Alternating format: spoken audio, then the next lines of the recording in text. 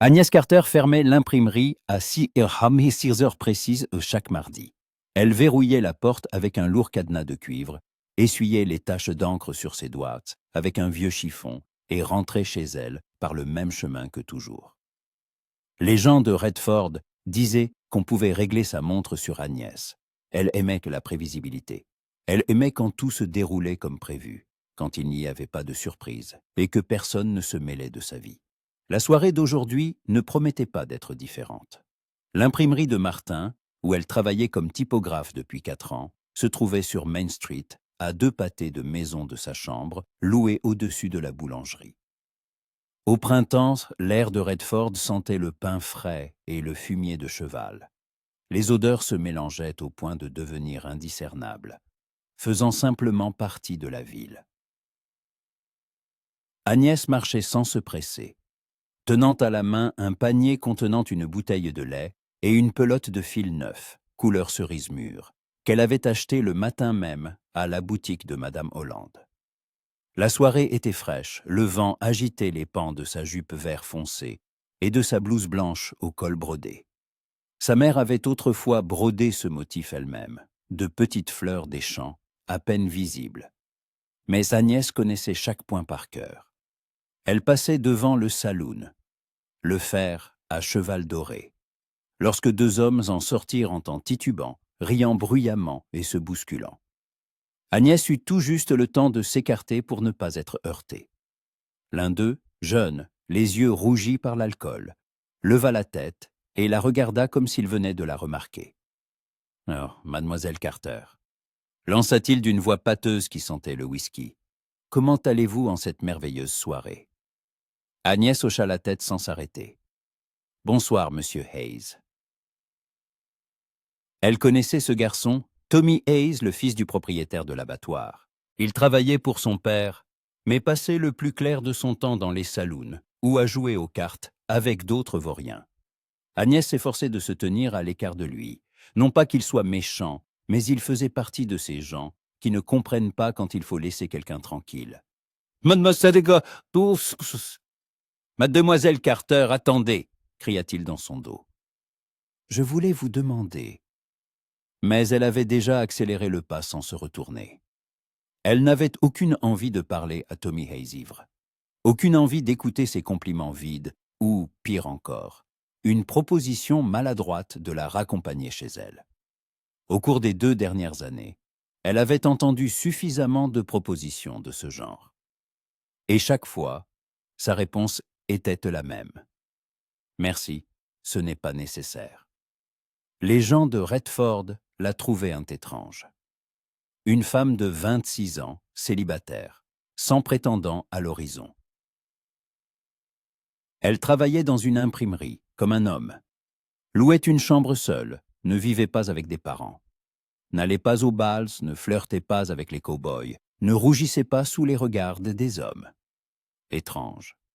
Agnès le savait, et cela lui était égal. Elle tourna dans Church Street, une ruelle étroite entre l'entrepôt à grains et une vieille écurie que personne n'utilisait depuis 1 an. C'était plus calme ici. Il y avait moins de monde, et elle pouvait rentrer chez elle tranquillement. Le soleil se couchait derrière les collines à l'ouest, projetant de longues ombres rousses sur les murs, en bois des maisons. Les enseignes grinçaient au vent. Au loin, un chien aboyait. Agnès pensait au lendemain. Martin avait promis d'apporter un nouveau lot de papier de Fort Worth, et elle devrait en vérifier la qualité avant de commencer à imprimer le prochain tirage du journal. Il fallait aussi qu'elle finisse de coudre les rideaux pour la fenêtre de sa chambre. Les anciens étaient intusés, et chaque matin, le soleil lui tapait dans les yeux. Des broutilles, des tâches simples et ordinaires. C'était précisément ce genre de vie qu'elle aimait. « Mademoiselle Carter !» La voix retentit derrière elle, et Agnès se figea. Elle la reconnut immédiatement. Tommy Hayes. Il l'avait suivie, seule, sans son ami. Elle se retourna lentement. Tommy se tenait à quelques pas, se balançant, les mains dans les poches de son pantalon usé. Un sourire stupide flottait sur son visage, mais ses yeux étaient troubles, fuyants. « Je voulais juste parler », dit-il en faisant un pas en avant. Vous partez toujours si vite, comme si vous aviez peur de moi. Je n'ai pas peur de vous, monsieur Hayes, répondit Agnès d'un ton neutre. Je suis simplement pressé de rentrer. Pressé, répéta-t-il en secouant la tête. Toujours pressé. Et si vous vous arrêtiez un peu parfois? Pour parler à quelqu'un, Agnès sentit quelque chose se nouer en elle. La ruelle était déserte. Pas une âme. Elle serra plus fort l'anse de son panier. « Je dois vraiment y aller, » dit-elle avant de se retourner. Mais Tommy la saisit par le bras, fortement, douloureusement. Agnès se débattit, essayant de se libérer, mais il ne lâchait pas. Le panier tomba de ses mains. La bouteille de lait se brisa sur le sol, une flaque blanche s'étalant sur les planches poussiéreuses. « Lâchez-moi, » dit-elle d'une voix basse mais ferme. « Je veux juste parler, » répéta Tommy, une pointe de vexation dans la voix. « Pourquoi êtes-vous toujours si froide? Vous vous croyez meilleur que tout le monde. Vous pensez n'avoir besoin de personne. Lâchez-moi immédiatement. » Mais il n'écoutait pas. Il s'approcha, et Agnès sentit l'odeur de whisky, de tabac et de quelque chose d'autre. La peur. Sa propre peur.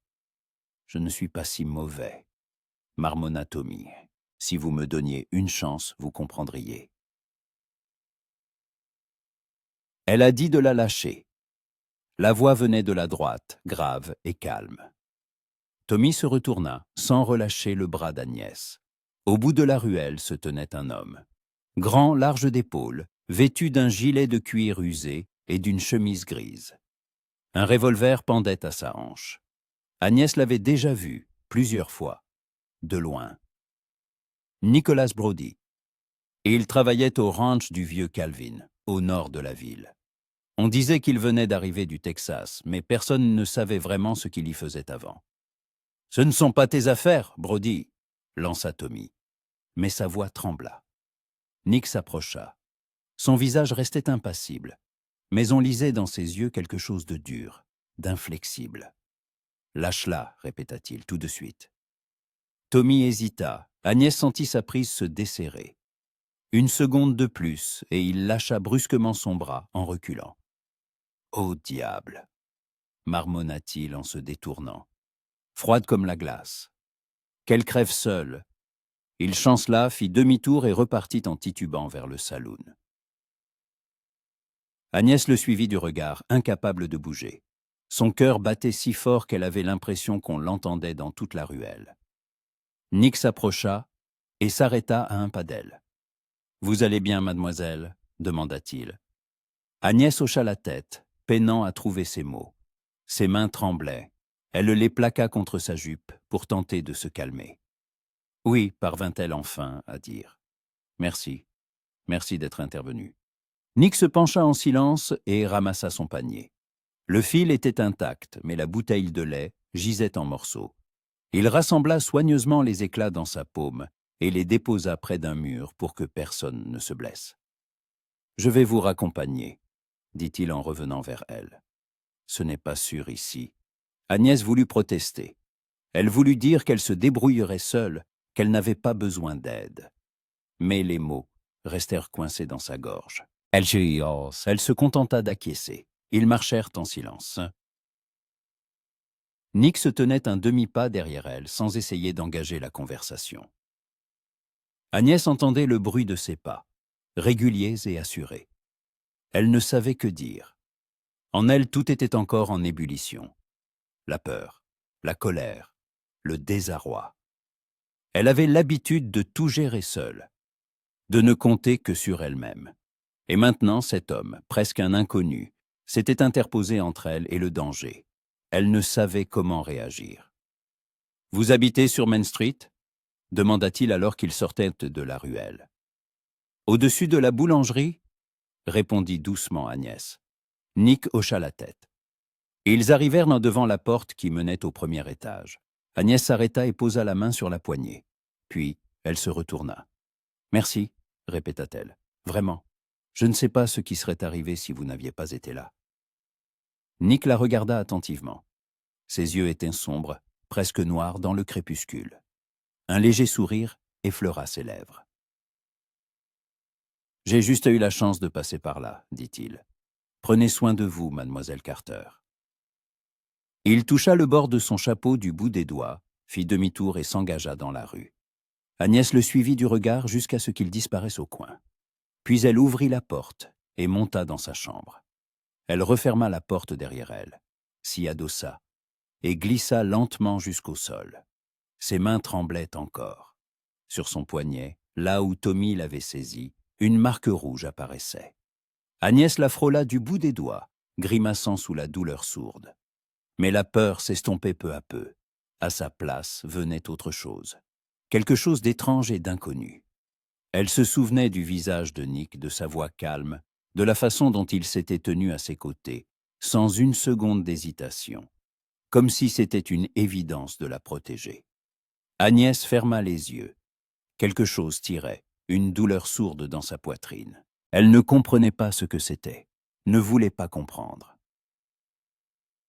Car toute sa vie, elle s'était convaincue que l'amour n'était qu'un conte de fées, que seules les jeunes filles stupides qui croyaient aux romans tombaient amoureuses. Et elle n'était pas de celles-là. Elle était pragmatique, rationnelle, indépendante. Mais maintenant, assise sur le sol de sa petite chambre, elle se demanda pour la première fois « Et si ?» Le lendemain matin, Agnès fut réveillée par l'odeur de viennoiserie fraîche qui montait d'en bas.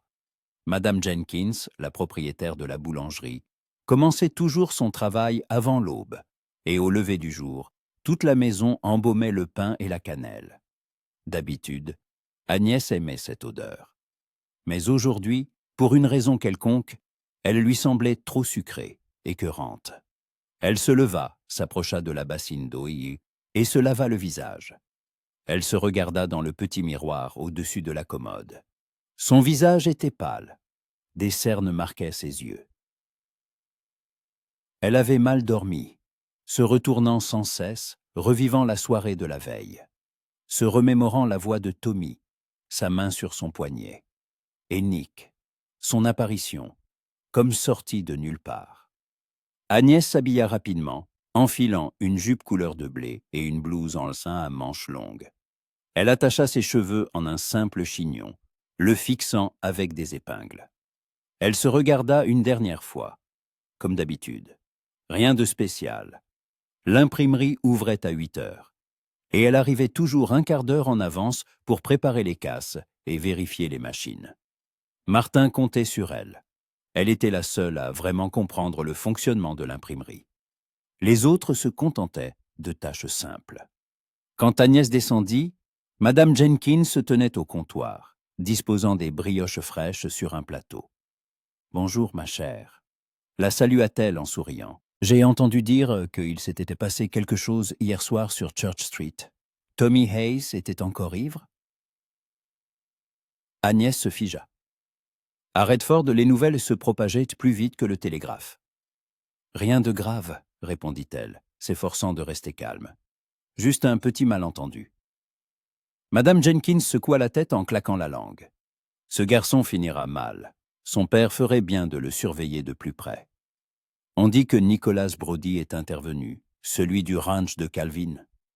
Agnès hocha la tête, évitant le regard de la propriétaire. Oui, il passait par là. Un homme bien, dit pensivement Madame Jenkins. Silencieux mais fiable.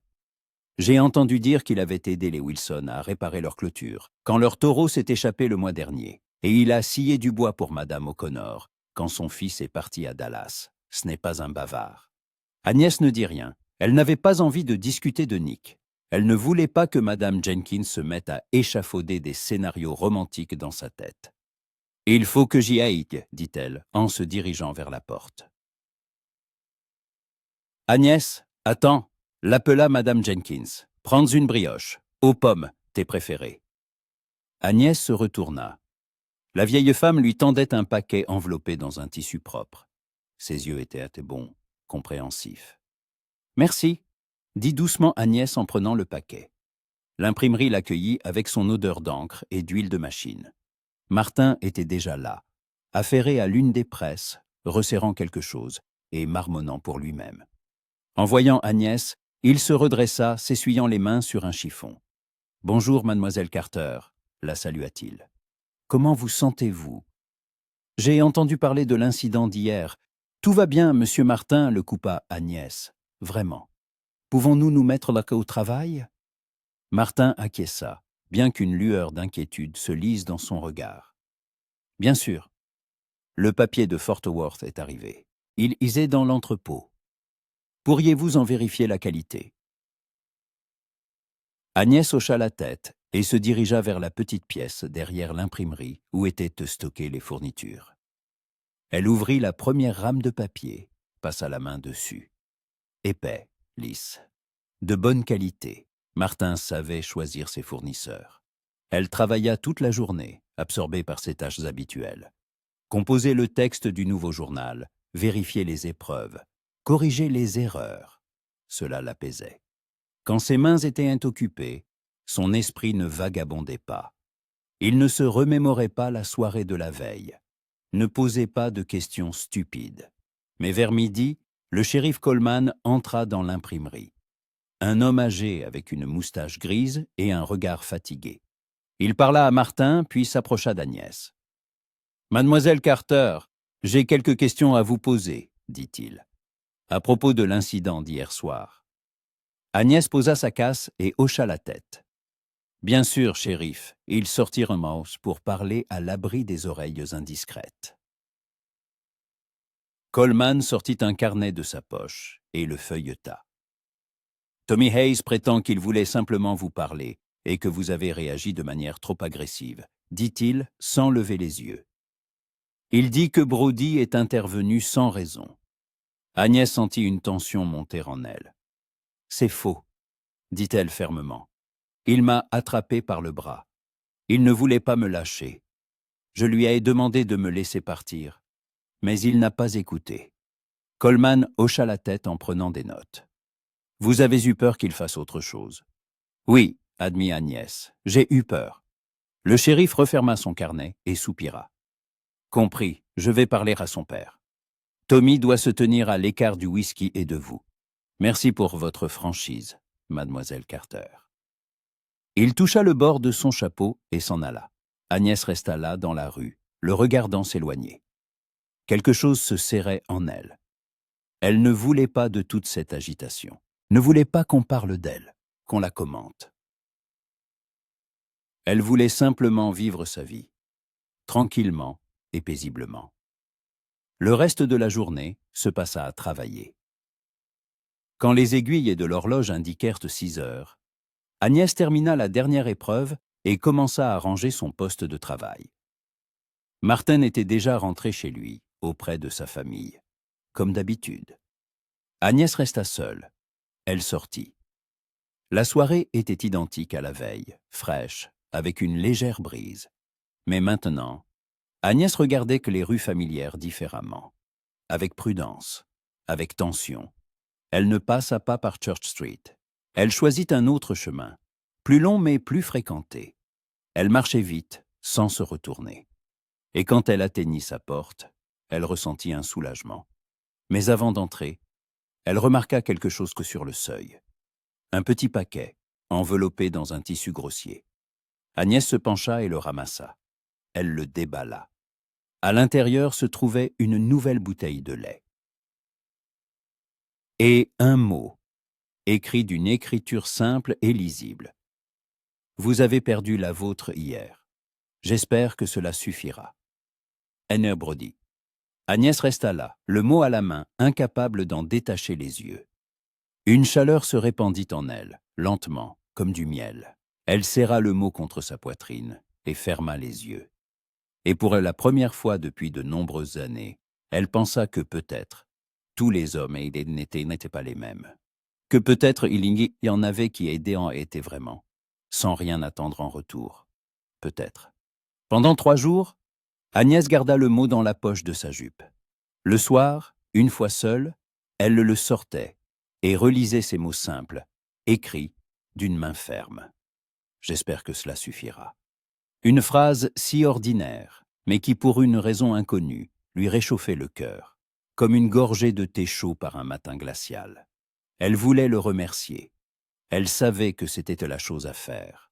Le remercier pour son attention. Mais chaque fois qu'elle imaginait leur rencontre, une angoisse indéfinissable lui serrait la poitrine. Agnès n'était pas habituée à de tels sentiments. Elle ne les comprenait pas. Et cela l'effrayait plus que l'incident avec Tommy Hayes. Le samedi matin, Madame Jenkins lui demanda d'aller au marché acheter de la farine et du sucre. D'habitude, Agnès ne faisait pas les courses pour sa logeuse. Mais la vieille femme s'était plainte d'une douleur au genou. Et il était impossible de refuser. Le marché de Redford se tenait chaque samedi sur la place principale. Les fermiers des environs apportaient des légumes, œufs et viande.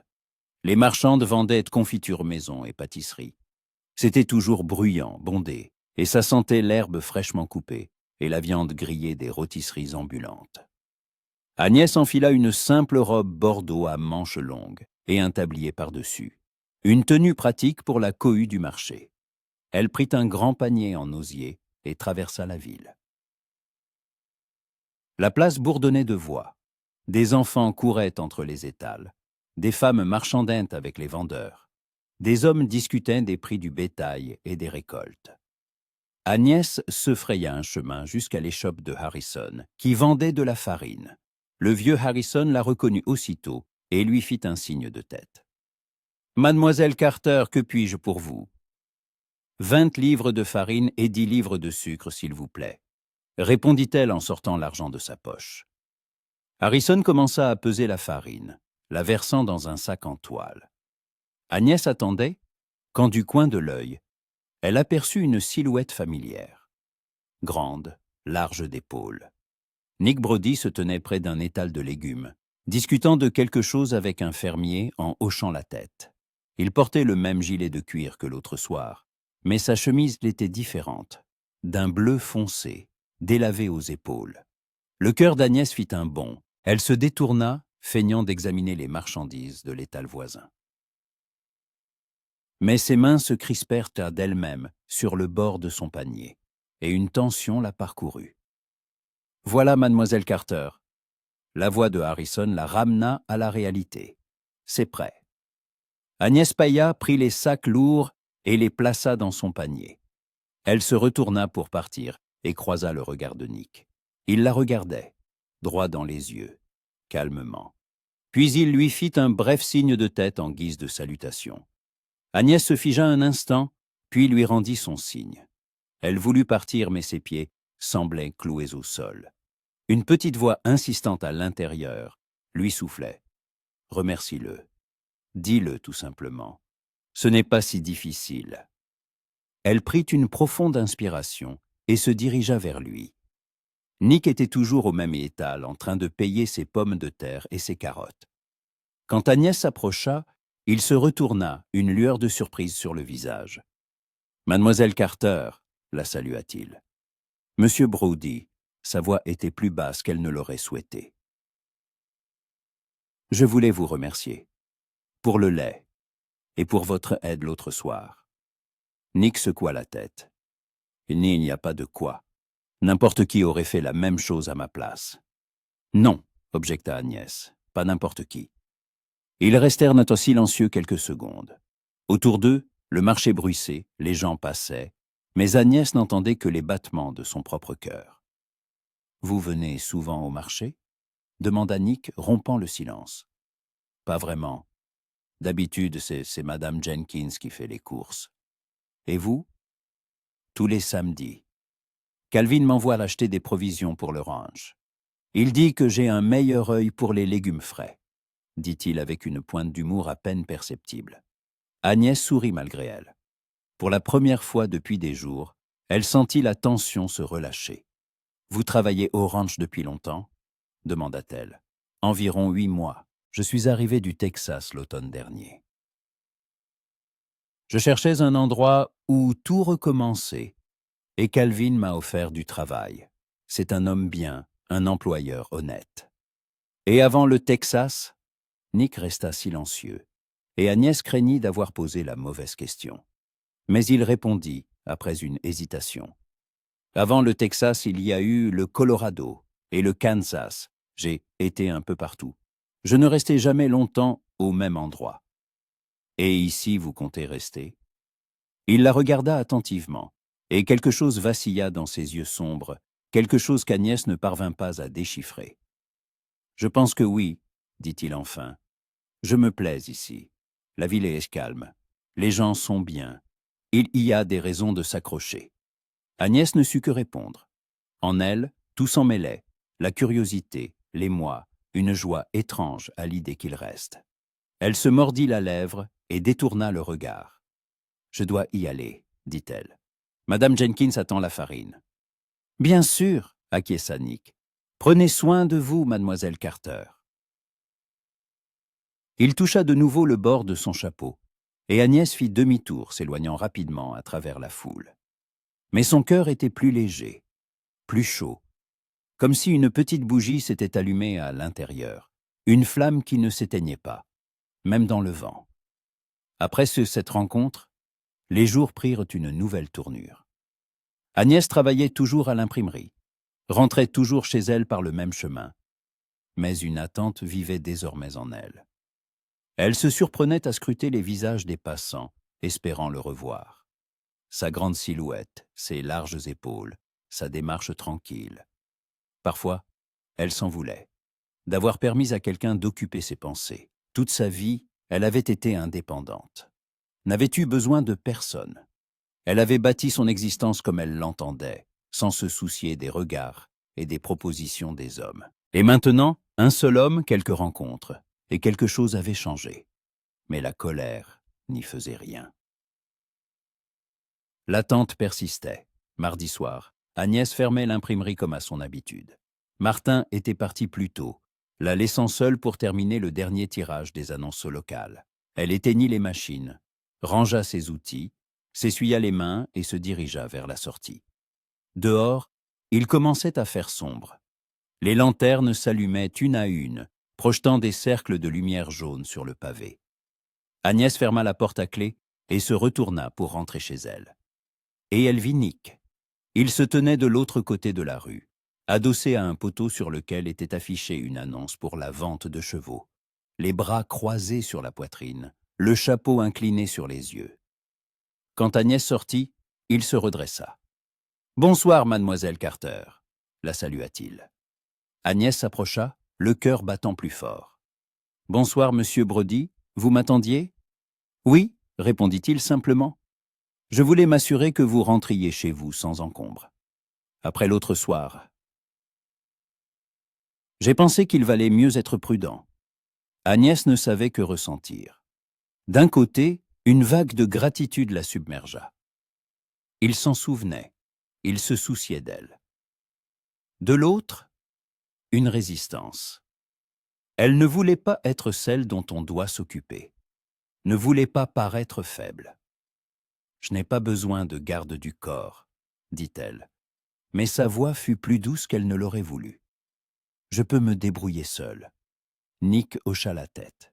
« Je sais, mais je marcherai quand même à vos côtés, si vous n'y voyez pas d'inconvénient. C'est sur mon chemin, de toute façon. » Agnès voulut protester, mais les mots restèrent coincés dans sa gorge. Elle soupira. « Très bien, allons-y. » Ils marchèrent en silence les premières minutes. Agnès sentait sa présence à ses côtés, discrète, calme, mais très tangible, comme si ce n'était pas simplement un homme qui marchait près d'elle, mais quelque chose de solide, de fiable, comme un mur qui protège du vent. « Vous avez grandi à Redford ?» demanda Nick, rompant le silence. « Non, » répondit Agnès. « Je suis né dans le Missouri, dans une petite ville que vous ne connaissez probablement pas. Quand j'avais 12 ans, nous avons déménagé au Texas avec mes parents. Mon père cherchait du travail, il voulait tenter sa chance dans l'élevage. Mais ça n'a pas marché. Il est mort 3 ans après notre arrivée. Ma mère s'est retrouvée seule avec 2 enfants. Vous avez un frère ou une sœur? J'avais un frère, plus jeune, Jacob.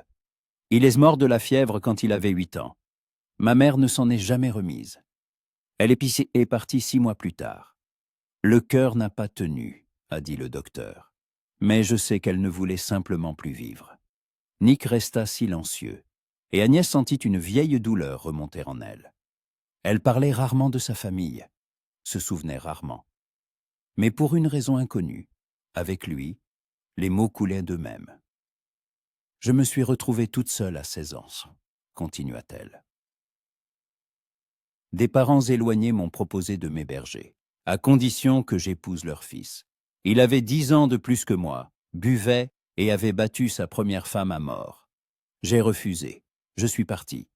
J'ai travaillé où je pouvais, dans des blanchisseries, des cuisines, des magasins.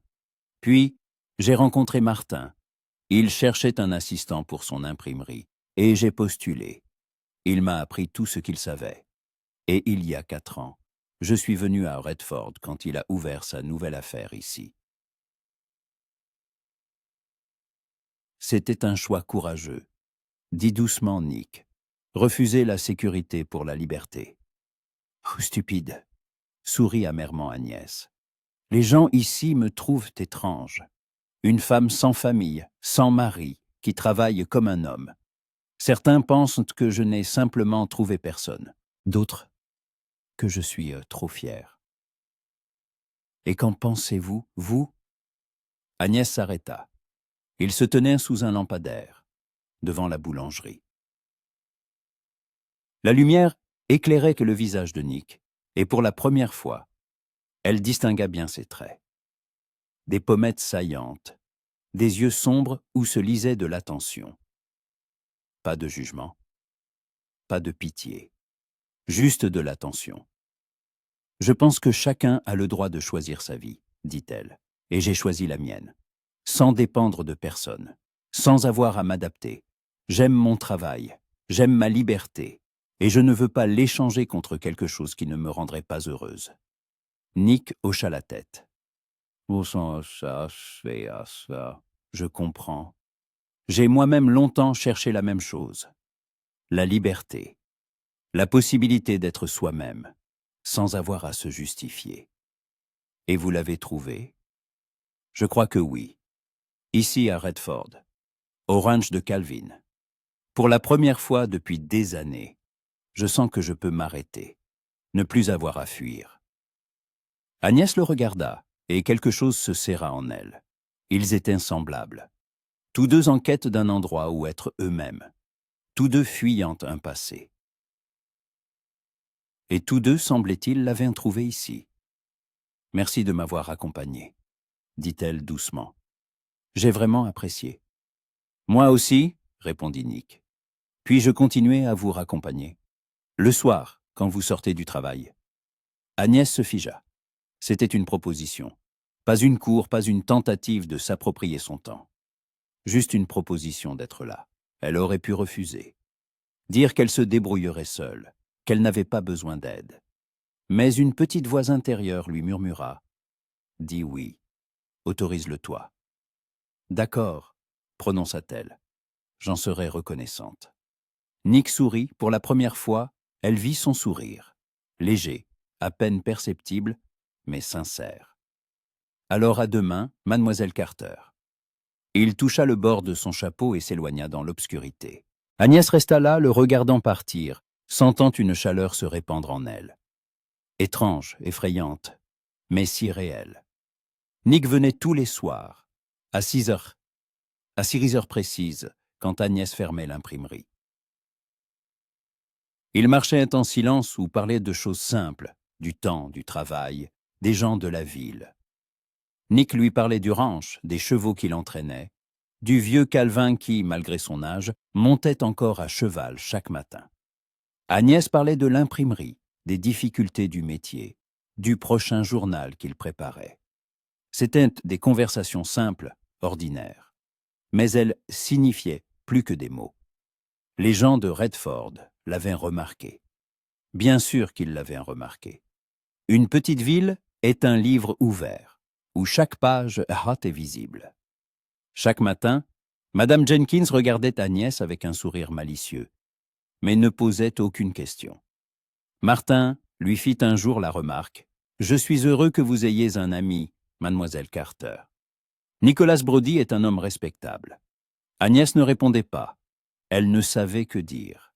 car elle-même ne comprenait pas ce qui se passait. Était-ce de l'amitié ou quelque chose de plus? Elle ne voulait pas appeler cela de l'amour, ne voulait pas croire en ce qu'elle avait rejeté toute sa vie. Mais chaque fois qu'elle voyait Nick, quelque chose s'éveillait en elle, quelque chose de chaud et d'effrayant à la fois.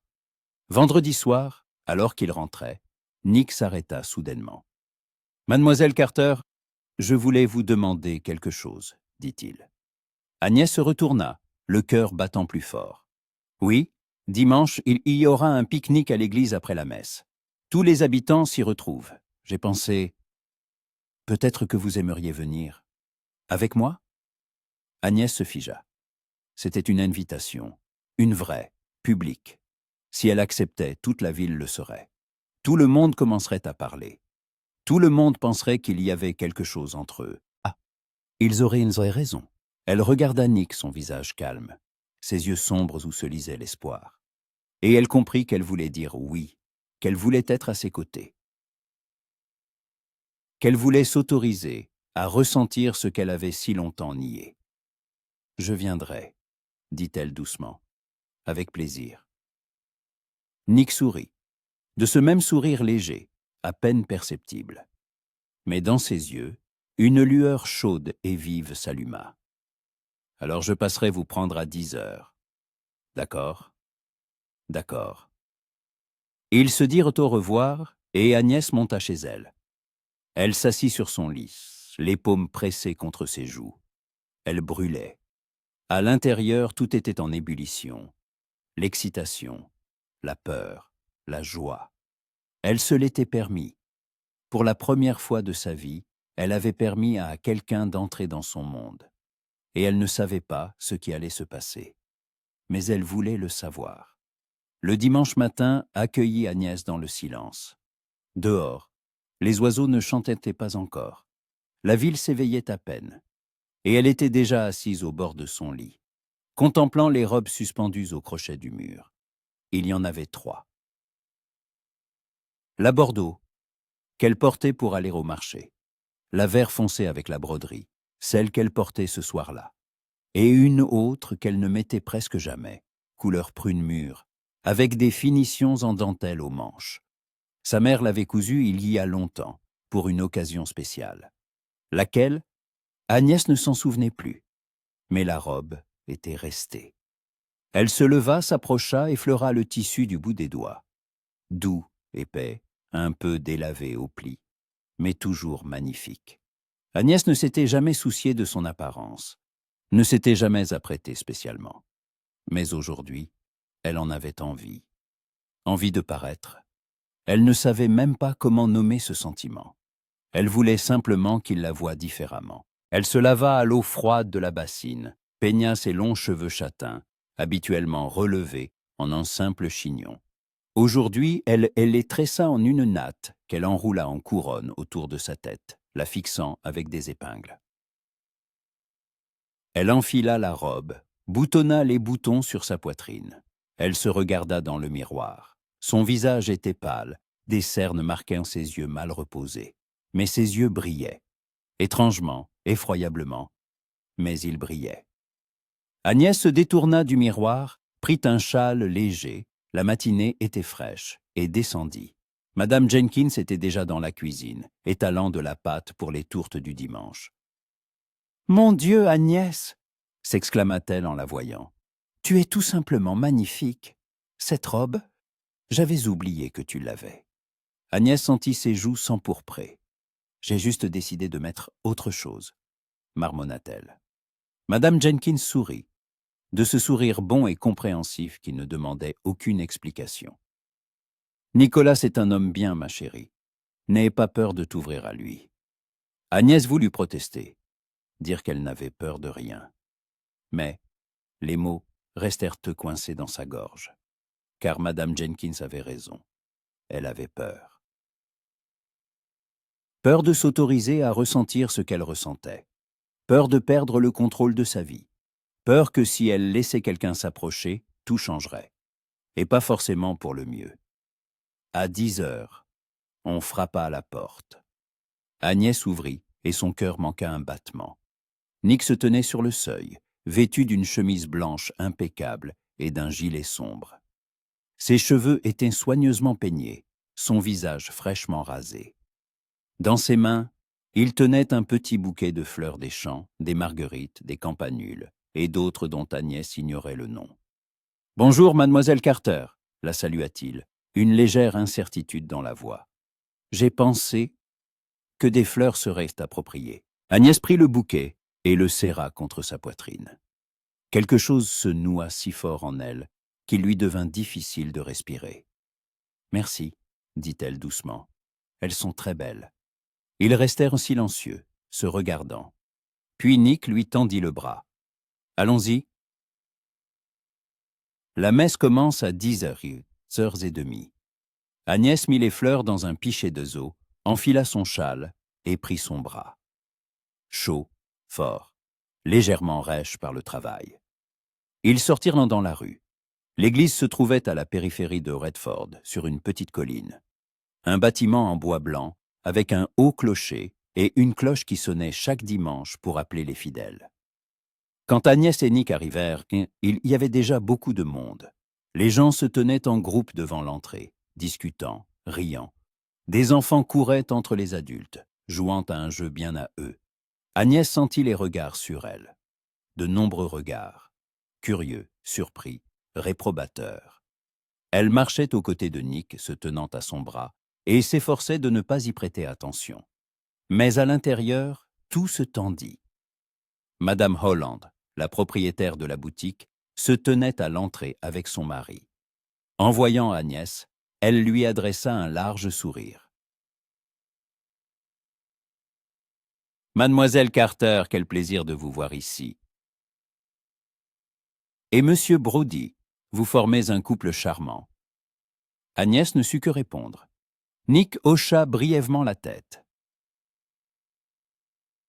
« Bonjour, Madame Holland. » Ils entrèrent. L'église était et était petite, avec de simples bancs en bois et un autel orné de tissu blanc et de bougies. Ça sentait la cire et le vieux bois. Nick conduisit Agnès à un banc au milieu, attendit qu'elle s'assoie, puis s'assit à côté d'elle. La messe commença. Le révérend Clark, un homme âgé au visage bienveillant et à la barbe grise, parla de miséricorde, de pardon, de l'importance d'ouvrir son cœur aux autres malgré ses peurs. Agnès écoutait, mais les mots lui passaient au-dessus de la tête. Elle sentait la chaleur de la main de Nick près d'elle, au bord du banc. Sentait sa présence, calme, rassurante. Et en elle, deux sentiments s'affrontaient, l'envie de se blottir contre lui et l'envie de fuir. Quand la messe fut terminée, tout le monde sortit. Derrière l'église, sur la pelouse, on dressait déjà les tables pour le pique-nique. Les femmes disposaient les paniers de nourriture. Les hommes apportaient en des bancs. Les enfants couraient de nouveau en criant fort. Nick et Agnès trouvèrent une place à l'ombre d'un vieux chêne. Nick étendit sur l'herbe une couverture qu'il avait apportée, et ils s'assirent. Agnès regardait les gens autour d'elle, des visages familiers, la scène habituelle d'un dimanche. Mais aujourd'hui, tout semblait différent, comme si elle voyait le monde à travers une nouvelle vitre. « Voulez-vous manger ?» demanda Nick. « J'ai apporté quelque chose. Madame Calvin a cuisiné ce matin. Elle a dit qu'elle ne me laisserait pas aller au pique-nique les mains vides. » Il sortit de son panier des sandwichs enveloppés dans du tissu, des pommes, un morceau de tarte au baies. Agnès sourit. « Madame Calvin ressemble à Madame Jenkins. Toutes deux pensent que le monde repose sur la bonne nourriture. » Nick se mit à rire, un rire discret, mais sincère. C'était la première fois qu'Agnès l'entendait rire. C'était un son agréable, chaleureux. Ils mangèrent, parlant de choses et d'autres. Du temps, du printemps précoce cette année. Du travail, Nick raconta l'histoire d'un jeune étalon qu'il entraînait depuis des semaines, têtu et capricieux, mais intelligent. Agnès parla de la nouvelle machine que Martin voulait commander pour l'imprimerie, plus moderne, plus rapide. Le temps s'écoulait lentement, paisiblement. Autour d'eux, Les voix bruissaient, les enfants riaient, quelqu'un jouait de l'harmonica. Agnès sentit la tension s'apaiser. Un poids s'enlever de son cœur. « Y voulez-vous vous promener ?» proposa Nick quand ils eurent fini de manger. « Il y a un sentier tout près qui mène à la rivière. J'y vais parfois quand j'ai besoin de réfléchir. » Agnès hocha la tête.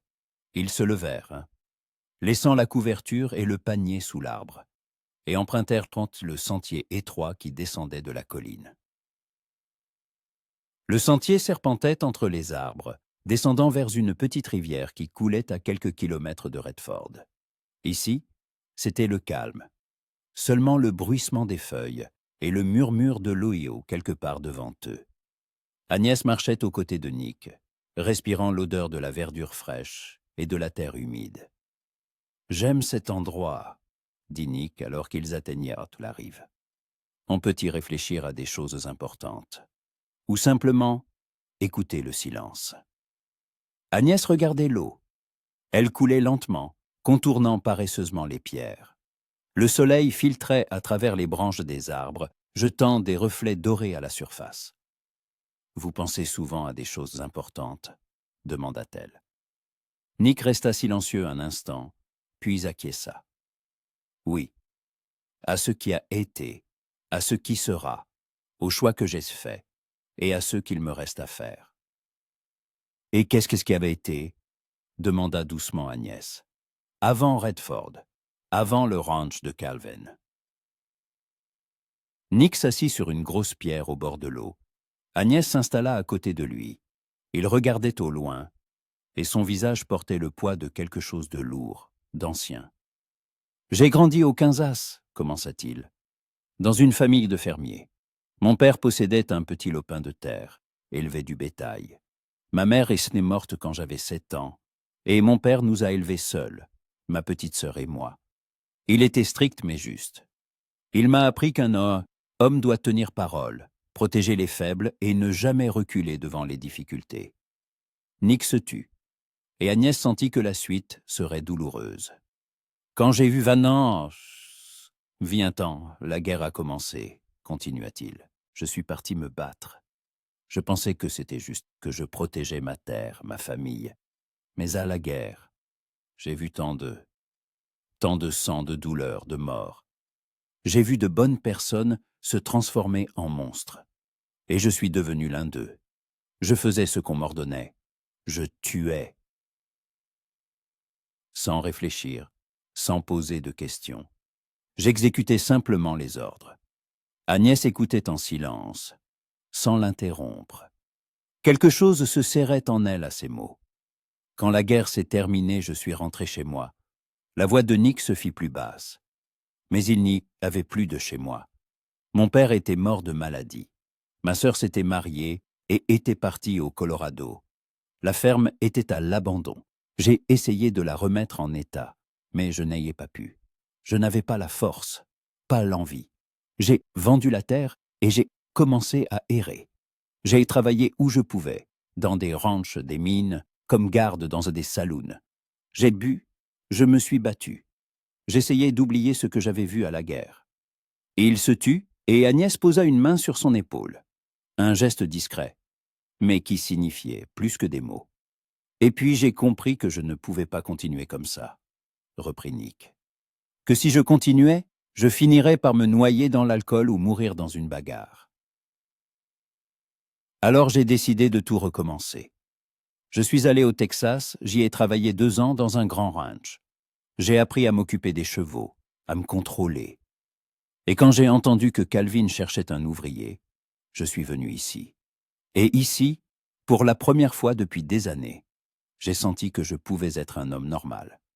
Pas un soldat, pas un ivrogne, juste un homme. » Agnès le regardait, et une chaleur se répandit dans sa poitrine.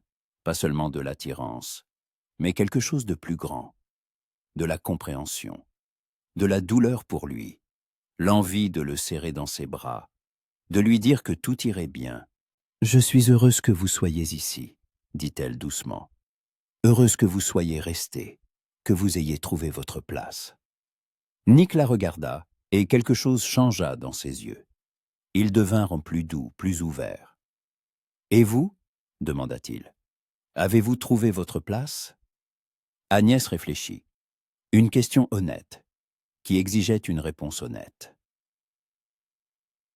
Je pensais l'avoir trouvée, admit-elle. Je pensais que mon travail, mon indépendance, c'était tout ce dont j'avais besoin, que j'avais construit une vie dans laquelle j'étais à l'aise. Mais ces derniers jours, j'ai commencé à douter, à penser qu'il manquait peut-être quelque chose d'important. Et qu'est-ce que c'est? Agnès le regarda droit dans les yeux. Je ne sais pas exactement, mais je pense que c'est lié au fait de laisser quelqu'un entrer dans sa vie, de ne pas avoir peur de dépendre d'une autre personne, de ne pas avoir peur de ressentir. Nick prit lentement sa main dans la sienne, entrelaçant leurs doigts. Agnès sentit la chaleur de sa paume, et quelque chose en elle fondit. « J'ai peur, avoua-t-elle. Toute ma vie, j'ai gardé les gens à distance. Je ne croyais pas que quelqu'un pouvait rester, ne pas trahir, ne pas abandonner. Et maintenant, vous êtes apparu, et tout a changé. Et je ne sais pas quoi faire de ça. » Nick serra sa main plus fort. « J'ai peur aussi, dit-il. Je ne cherchais pas ça. Je ne l'avais pas prévu. Mais quand je vous ai vu ce soir-là, quand je me suis interposé entre vous et ce garçon, quelque chose s'y a basculé en moi. Comme si j'avais enfin compris pourquoi j'étais venu ici. Pas seulement pour le travail, pas seulement pour une nouvelle vie, mais pour vous. » Agnès ne pouvait détacher son regard de son visage. Les mots restaient coincés dans sa gorge. Son cœur battait si fort qu'elle avait l'impression que toute la forêt l'entendait. « Je ne vous demande pas de décider quoi que ce soit tout de suite, » continua Nick. « Je ne vous demande pas de changer votre vie. Je veux juste être à vos côtés, apprendre à mieux vous connaître. Je veux que vous sachiez que je ne suis pas le genre d'homme à partir à la première difficulté. Je reste. » Agnès ferma les yeux, sentant les larmes lui monter aux yeux. Pas de chagrin, de soulagement. Du fait que pour la première fois depuis des années, quelqu'un lui disait de telles paroles, et qu'elle y croyait. « Je veux aussi que vous soyez à mes côtés, » murmura-t-elle. « Je veux essayer, même si ça me fait peur. » Nick la rapprocha de lui et la serra dans ses bras. Agnès se blottit contre sa poitrine, sentant les battements de son cœur se mêler aux siens. Ils restèrent ainsi longtemps, en silence, écoutant le bruit de l'eau et le bruissement des feuilles. Quand ils retournèrent sur la pelouse, le pique-nique touchait à sa fin. Les gens commençaient à partir, à ranger leurs affaires. Nick et Agnès récupérèrent leurs couvertures et leurs paniers, saluèrent quelques connaissances. Tous les regardaient avec des sourires, avec approbation. Même ceux qui, auparavant, lançaient des regards de travers à Agnès pour son étrangeté. Nick la raccompagna jusqu'à chez elle. Ils restèrent devant la porte, ne voulant pas se séparer. « Merci pour cette journée, » dit Agnès. « Pour tout. »« C'est à moi de vous remercier, » répondit Nick. « Mieux que je ne l'ai été depuis longtemps. » Il se pencha et l'embrassa sur le front, un baiser léger, précautionneux. Agnès ferma les yeux, mémorisant cette sensation. « À demain, » murmura-t-il. « À demain. » Il partit, et Agnès monta chez elle. Elle s'assit sur son lit, retira ses épingles, défit ses cheveux. Elle regarda par la fenêtre la rue qui s'assombrissait. Tout avait changé en elle. Elle n'était plus cette femme qui ne croyait pas en l'amour, qui avait peur de laisser quelqu'un s'approcher. Elle avait toujours peur, mais maintenant, il y avait quelqu'un à ses côtés, prêt à traverser cette peur avec elle. Et cela changeait tout. Les semaines suivantes s'écoulèrent d'une manière qu'Agnès n'aurait jamais imaginée pour sa vie. Nick venait chaque soir la raccompagner. Parfois, il s'arrêtait un temps chemin pour s'asseoir sur le banc près de la boutique de Holland, ou simplement pour rester près d'une clôture, regardant le coucher de soleil sur les collines. Il parlait de tout et de rien. Il lui racontait des histoires sur les chevaux, sur le travail au ranch, sur la façon dont le vieux Calvin lui apprenait à comprendre les animaux sans mots, par le mouvement de leurs oreilles, par la façon dont un cheval piaffait. Agnès parlait de l'imprimerie, des livres qu'elle lisait le soir, de son rêve d'imprimer un jour quelque chose à elle, non pas un journal, mais un vrai livre avec des histoires. Les gens de Redford s'habituèrent à aller voir ensemble. Ils cessèrent de se retourner avec curiosité, de chuchoter. Désormais, ils hochaient simplement la tête pour les saluer. Un jour, Madame Holland les qualifia de charmants petits couples, et Agnès ne la contredit pas. Un soir, alors que mai touchait à sa fin et que l'air s'était empli du parfum des acacias en fleurs, Nick arriva à l'imprimerie plus tôt que d'habitude. Agnès travaillait encore, assise à son bureau, triant les épreuves du dernier numéro du journal. En entendant des pas, elle leva la tête. « Vous êtes en avance, dit-elle en souriant. Il n'est même pas encore 6 heures. » Nick retira son chapeau et le fit tourner entre ses mains. Une légère gêne se lisait sur son visage. « Je voulais vous demander quelque chose, » commença-t-il. « Samedi, il y aura une fête au ranch.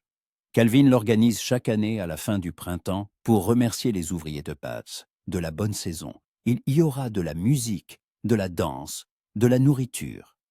J'ai pensé, peut-être que vous accepteriez de venir avec moi. » Agnès posa ses papiers et se leva. Son cœur s'accéléra. « Le ranch est en dehors de la ville, n'est-ce pas ?» demanda-t-elle pour confirmer. À 7 miles au nord, nous irons en carriole. Calvin m'a autorisé à en prendre une pour la soirée. Je passerai vous chercher après le déjeuner, vers 3 heures. La fête commence vers 4 heures. Agnès hésita. Non pas parce qu'elle ne voulait pas y aller, simplement parce que c'était un pas de plus. Une autre confirmation qu'il y avait quelque chose entre eux, quelque chose de sérieux. Mais quand elle regarda Nick, son visage, l'espoir dans ses yeux, tout doute s'évanouit. « J'irai, » dit-elle, avec plaisir. Nick sourit, de ce sourire rare mais chaleureux qu'Agnès avait appris à reconnaître. « Alors samedi à 3 heures, » répéta-t-il, « je vous attendrai. » Le samedi fut une journée claire, avec une légère brise qui apportait de la fraîcheur. Agnès se réveilla tôt, plus nerveuse qu'elle ne voulait l'admettre. Elle passa en revue toutes ses robes pour finalement choisir une simple robe de lin couleur beurre frais, avec une ceinture marron à la taille.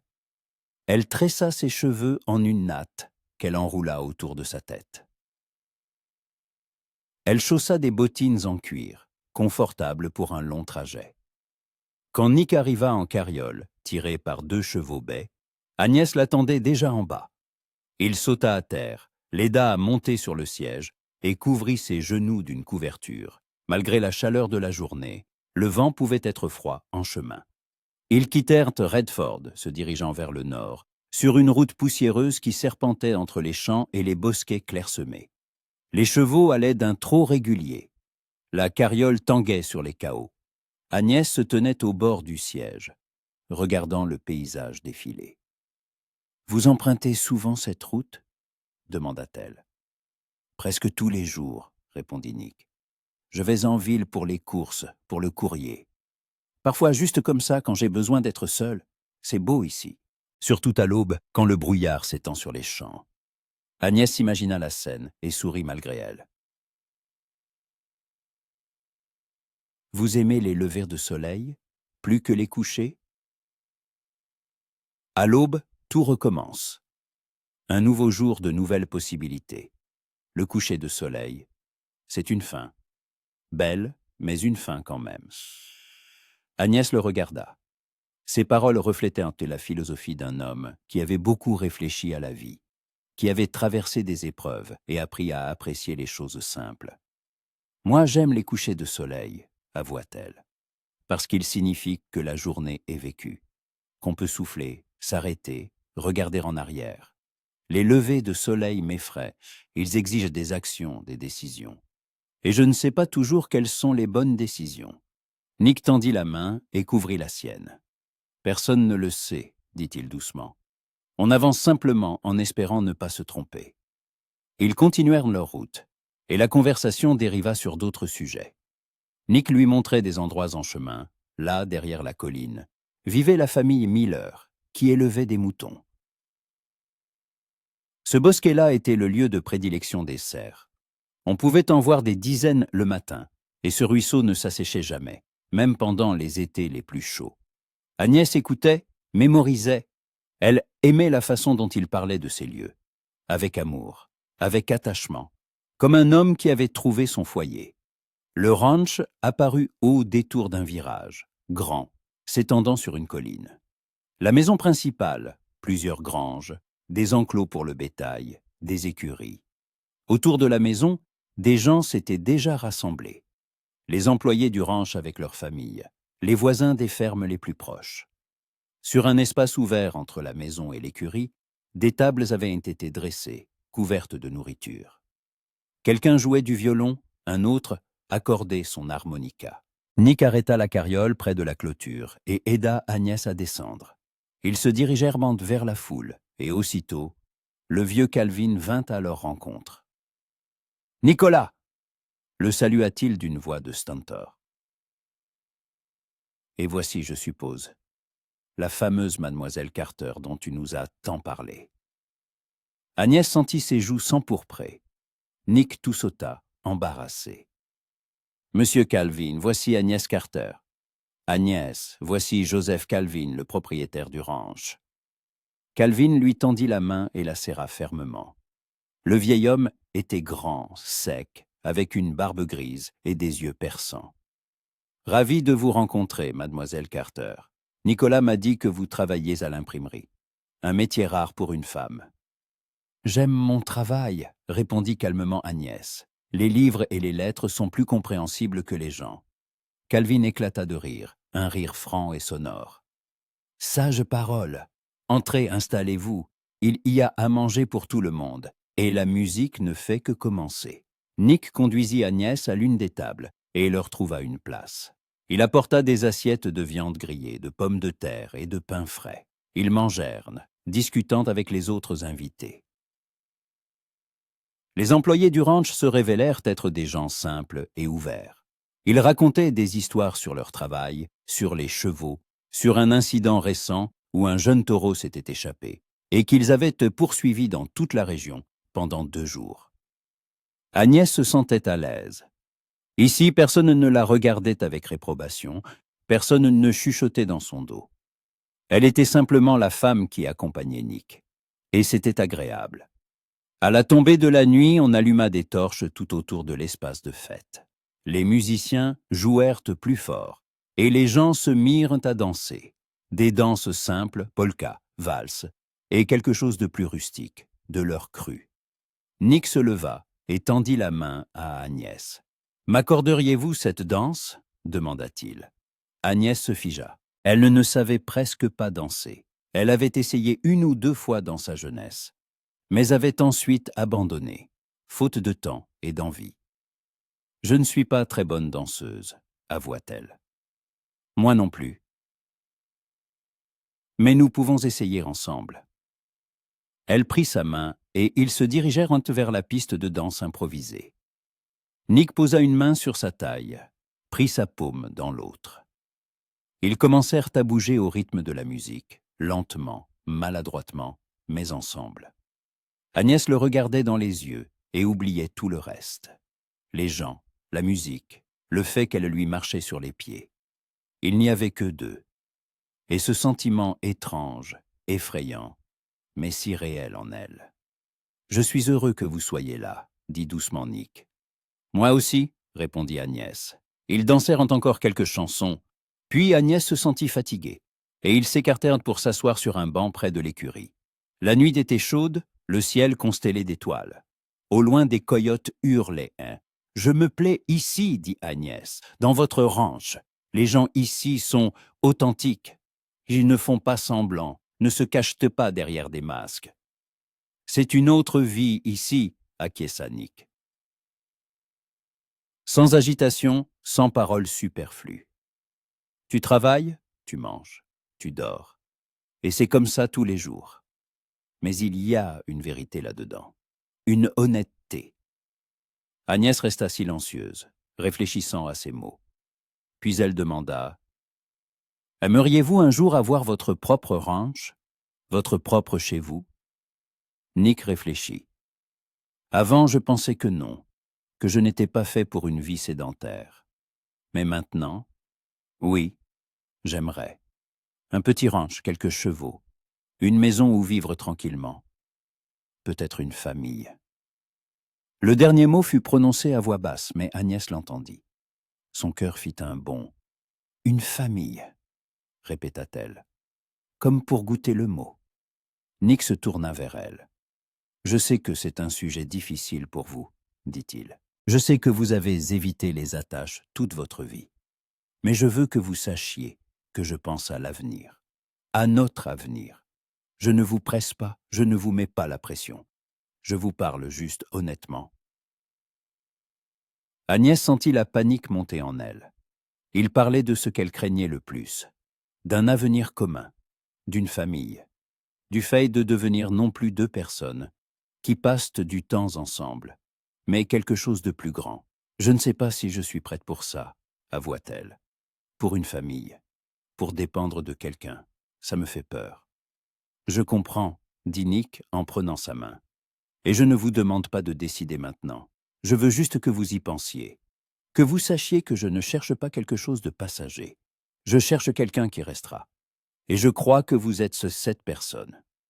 Agnès le regarda, et quelque chose en elle se brisa.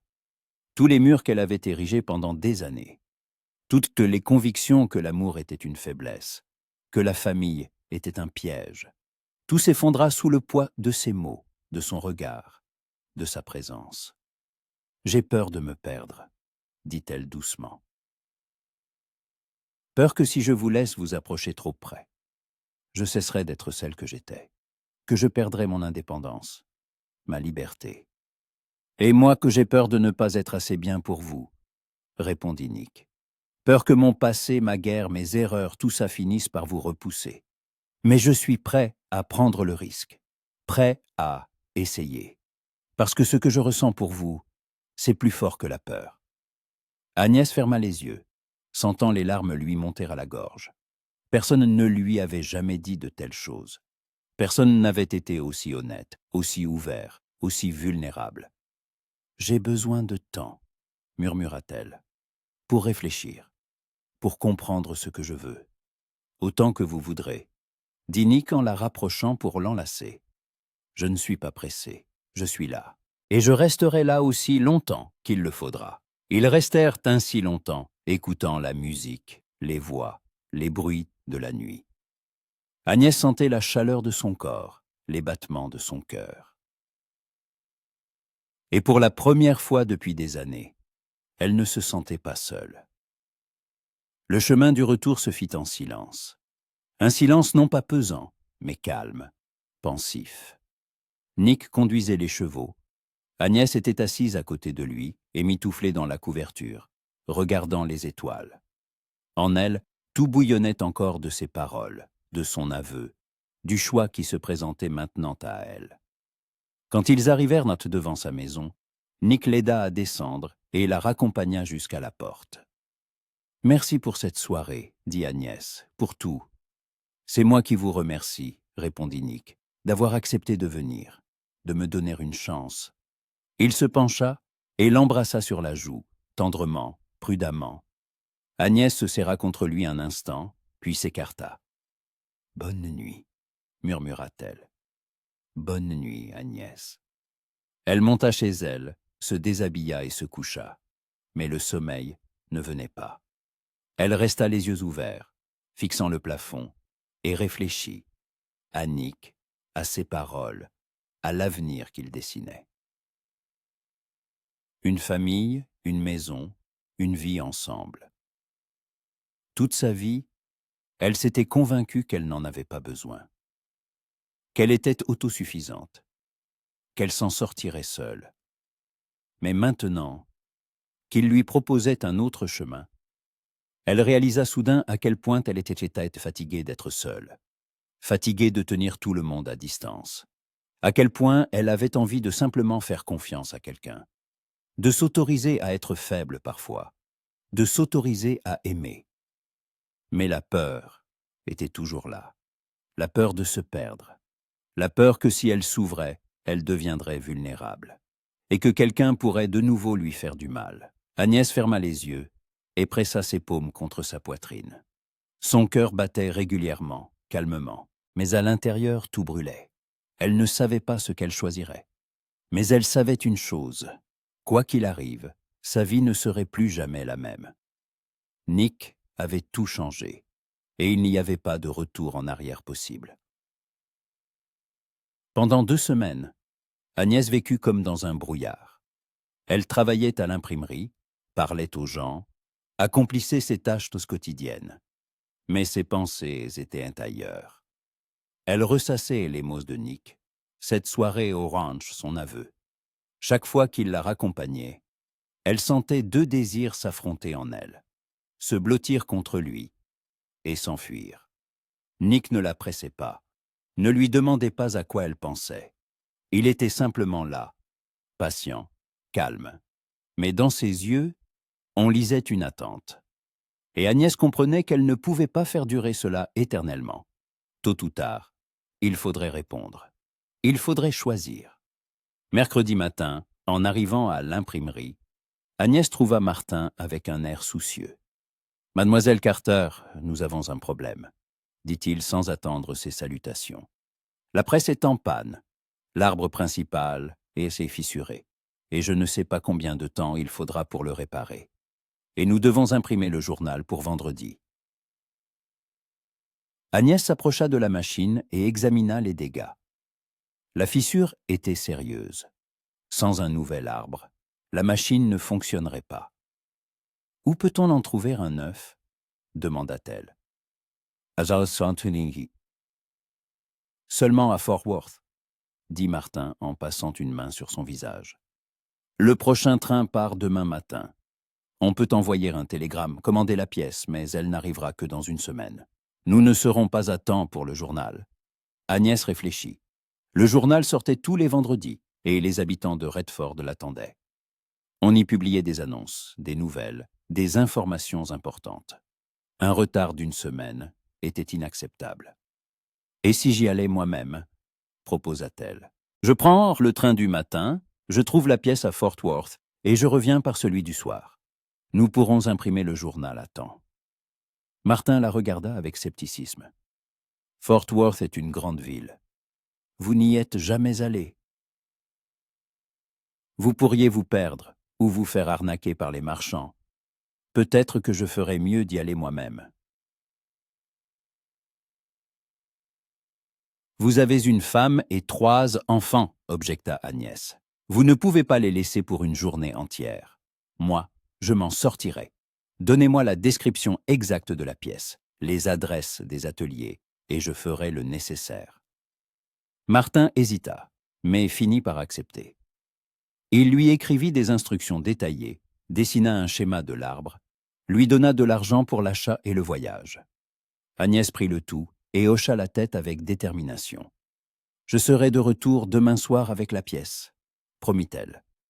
Le soir, quand Nick vint la raccompagner, Agnès lui parla de son voyage. Il fronça les sourcils. « Fort Worth n'est pas Redford, » dit-il. « Il y a beaucoup de monde, toutes sortes de crapules. Vous êtes sûr de vouloir y aller seul ?»« Je n'ai pas le choix, » répondit Agnès. « Martin compte sur moi, et je ne peux pas le décevoir. » Nick resta silencieux, réfléchissant. Puis il dit « Je viens avec vous. » Agnès s'arrêta et le regarda. « Vous ne pouvez pas quitter votre travail pour une journée entière. Calvin a besoin de ses ouvriers. Calvin comprendra. Je lui expliquerai la situation. Il me laissera partir pour la journée. »« Nick, je n'ai pas besoin d'une nounou, » dit Agnès, sentant l'irritation monter en elle. « Je suis une adulte. Je peux me débrouiller seule. »« Je sais que vous vous en sortirez, » répondit calmement Nick. « Mais je serai plus tranquille si je suis à vos côtés.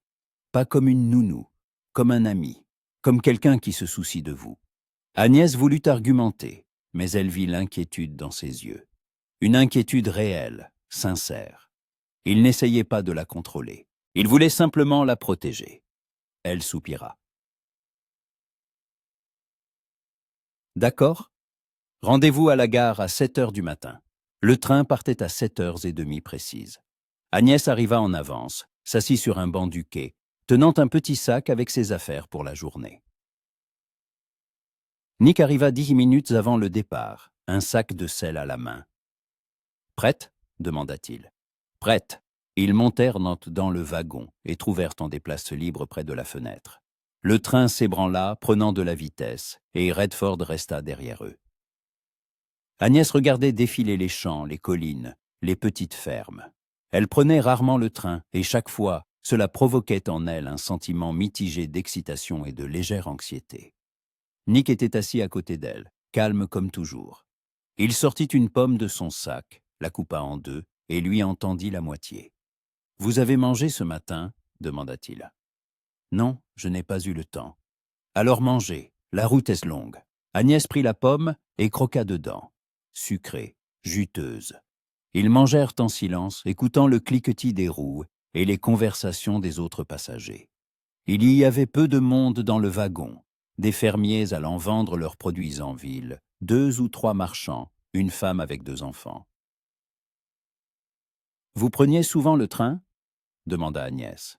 « Autrefois, oui, » répondit Nick, « quand j'errais à travers le pays après la guerre. Le train était le moyen le plus rapide de se déplacer.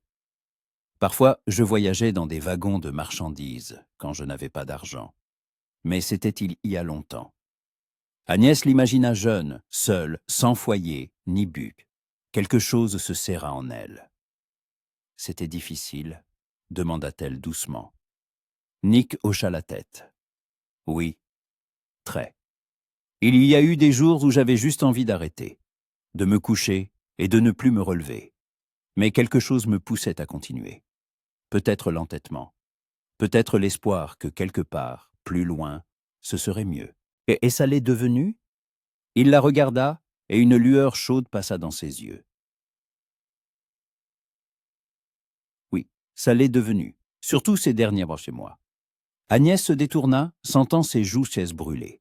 Elle savait ce qu'il voulait dire, savait qu'il parlait d'elle. Le train arriva à Fort Worth vers midi. La ville les accueillit avec son bruit, ses foules, son odeur de fumée et de chevaux. Agnès descendit sur le quai et regarda autour d'elle. Tout était si grand, si bruyant, si étranger. Redford était une petite ville tranquille, où tout le monde se connaissait. Ici, c'étaient des centaines de visages inconnus, des dizaines de rues, des vitrines de magasins, des saloons, des hôtels. Nick lui prit la main. « Restez près de moi, » dit-il. « On se perd facilement ici. » Ils s'engagèrent dans la rue principale, suivant les instructions de Martin. Le premier atelier se trouvait à l'angle de la Main et de la 5e. En entrant, ils furent accueillis par un homme corpulent en tablier graisseux. « En quoi puis-je vous aider, Cédé ?» grommela-t-il sans lever les yeux de son travail. Agnès sortit le schéma et le lui tendit. « J'avais besoin d'un arbre pour une presse d'imprimerie. Voici les dimensions. » L'homme jeta un œil au schéma et secoua la tête. « Je n'ai pas ça en stock. » Essayez à l'entrepôt de Thompson 2 rues plus à l'est. Et ils sortirent et continuèrent leur chemin. L'entrepôt de Thompson se révéla être un immense bâtiment, rempli de ferraille, de pièces détachées et d'outils. Le gérant, un homme âgé aux favoris grisonnants, étudia attentivement le schéma. « J'ai quelque chose de similaire, » dit-il. « Mais il faut que je vérifie. Attendez ici. » Il disparut dans les profondeurs de l'entrepôt, et Agnès resta à attendre. Nick se tenait à côté d'elle, inspectant les lieux. Soudain, son regard se fixa sur quelque chose, et son visage se crispa. « Qu'y a-t-il » demanda Agnès. « Là près de l'entrée, » dit doucement Nick. L'homme au chapeau noir. « Il nous regarde. » Agnès se retourna. Effectivement, près de l'entrée se tenait un homme grand, mince, coiffé d'un chapeau noir et vêtu d'un long manteau. Il regardait droit vers Nick, et une expression de reconnaissance se lisait sur son visage. « Vous le connaissez » demanda Agnès. Nick ne répondit pas tout de suite. Puis il hocha la tête. « Oui, c'est Carter Branson. Nous avons servi ensemble pendant la guerre. Je ne l'ai pas vu depuis 5 ans. L'homme se dirigea vers eux, et Agnès sentit Nick se raidir. Brunson s'approcha et s'arrêta à quelques pas. « Nicholas Brody ?» dit-il avec un sourire narquois. « Je ne pensais pas te revoir. Je te croyais perdu quelque part dans les prairies. »« Carter !» répondit sèchement Nick. « Que fais-tu ici, Uiti ?»« La même chose que tout le monde. Je survis. Je travaille pour qui veut bien de moi, je gagne ma vie. Et toi, je vois que tu t'es bien installé. Tu voyages avec une dame. La vie s'est arrangée. » Ses paroles étaient empreintes de moquerie, de méchanceté. Agnès se sentit mal à l'aise. « Nous devons y aller, » dit Nick en lui prenant la main. « Salut, Carter. » Mais Branson leur barra le chemin. « T'attends ça. »« Tant. Brody, nous sommes de vieux amis. Tu ne veux pas parler du bon vieux temps, de ce qui s'est passé dans le Kentucky. Tu te souviens de cette nuit où nous avons brûlé la ferme? Où tu as abattu ce vieil homme ?» Agnès se figea. Nick pâlit, ses mâchoires se serrèrent. C'était un ordre. Siffla-t-il entre ses dents. « Et tu le sais très bien. »« Un ordre, le mima Branson. Bien sûr. Nous ne faisions qu'exécuter les ordres. Et le fait que le vieil homme suppliait pour sa vie, qu'il avait une famille, ça n'avait pas d'importance, n'est-ce pas? Hors de mon chemin, dit Nick en faisant un pas en avant, une menace dans la voix. Branson sourit, mais recula. Comme tu voudras, Brody, mais n'oublie pas, le passé ne disparaît jamais. Il te rattrape toujours. Tôt ou tard. Il fit demi-tour et s'en alla. Nick resta là, le regardant s'éloigner. Et Agnès vit ses mains trembler. Nick, appela-t-elle doucement. Il se retourna, le visage empreint d'une douleur ancienne et profonde. « C'est vrai ?» demanda Agnès. Ce qu'il a dit. Nick ferma les yeux et acquiesça. « Oui, c'est vrai. Pendant la guerre. On nous a ordonné de brûler une ferme. On nous a dit que des soldats ennemis s'y cachaient. Nous sommes arrivés de nuit, nous avons mis le feu à la maison. Un vieil homme en est sorti en courant. Il criait qu'il n'y avait personne, seulement lui et sa femme. L'officier m'a ordonné de l'abattre. J'ai obéi, j'ai tiré. Et puis j'ai vu une femme sortir de la maison. Elle criait, pleurait. La maison s'est effondrée. Elle est morte dans les flammes. Sa voix tremblait. Agnès voyait qu'il luttait contre ses émotions, qu'il essayait de ne pas craquer. « J'ai tué un innocent, » continua Nick, « et une autre mort pèse sur ma conscience. J'ai essayé d'oublier.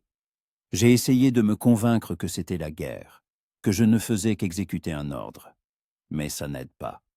Chaque nuit, je revois son visage. J'entends ses cris. » Agnès resta là, ne sachant que dire. Une tempête de sentiments se levait en elle. Le choc, la pitié, la peur. Elle venait d'apprendre sur Nick quelque chose qu'elle n'aurait pas voulu savoir. De voir une facette de son passé qui l'effrayait.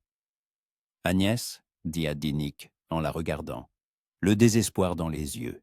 « Je comprendrai si vous ne voulez plus me voir. Je comprendrai si ce que j'ai fait vous répugne.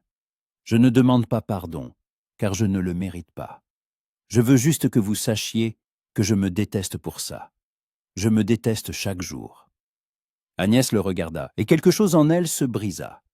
Non pas de dégoût, de douleur pour lui, de compréhension que cet homme portait le fardeau de ses erreurs depuis tant d'années, qu'il ne se pardonnait pas, qu'il souffrait. Elle fit un pas en avant et le serra dans ses bras, fortement, sans le lâcher. « Je ne sais pas quoi dire, » murmura-t-elle. « Je ne sais pas comment soulager votre douleur. Mais je sais une chose. Vous n'êtes plus l'homme que vous étiez alors. Vous avez changé. Et je le vois. Je vois comment vous vous efforcez d'être meilleur. Comment vous aidez les gens? Comment vous prenez soin de moi? Le passé ne peut être changé, mais l'avenir, si. » Nick la serra en retour, pressant son front contre son épaule. Agnès sentit son corps être secoué de sanglots silencieux. Elle lui caressa le dos, murmurant des mots apaisants. Le gérant revint avec la pièce, mais en les voyant, il s'écarta discrètement. Agnès lui en fut reconnaissante. Quelques minutes plus tard, Nick se redressa et s'essuya le visage avec sa manche. « Pardonnez-moi, dit-il d'une voix rauque. Je ne voulais pas que vous me voyiez comme ça. »« Ne vous excusez pas, » dit Agnès en lui prenant la main. « Vous avez le droit d'être faible. Vous êtes un homme, pas une pierre. » Ils payèrent sans la pièce et sortirent. Le train du retour partait dans 2 heures, jura. Et ils trouvèrent un petit café où s'asseoir. Nick était silencieux, renfermé. Agnès ne le pressait pas, ne le questionnait pas.